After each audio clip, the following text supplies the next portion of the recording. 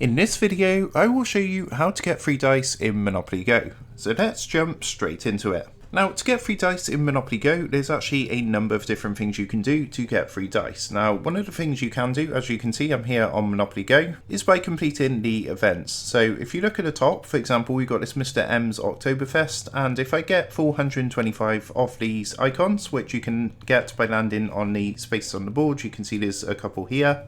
When you actually get these, you're going to get dice as rewards. So for example, you can see if I get 425, I'm going to get 550 dice. Of course, to make this quicker, what you can do is increase your reward limit. So you can increase this up to the maximum to, of course, obtain this faster. Another way you can get free dice is by logging in daily. So by logging in daily, you're going to be able to get free dice. And also, if you come across to the shop, you can see you're going to get a daily free box. If you look at the top, you get a free daily gift as well. Now, sometimes these free gifts do contain dice. As you can see, there's 20 free dice there, and also some money and different stickers.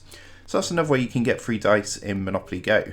Also, on some of the deals that come up, you again get the opportunity to get free dice, and sometimes they're paid for, but sometimes they offer the chance to get dice for free too. Another way you can get free dice is by coming down to the wins button down in the bottom left hand corner, and if you press onto this, if you actually complete some of these tasks, for example rolling 5 times, landing on a community chest 1 time, collecting free stickers, by completing these quick wins, again you're going to get free dice that way. So that's a few methods you can use to get free dice in Monopoly Go. I hope this quick tutorial did help you out today, and if it did, I would really appreciate it if you was to consider dropping down below the video, leaving a like, and also subscribing to the channel. With that being said, I just want to take a minute to thank you guys for watching this quick tutorial, and I will see you in the next video.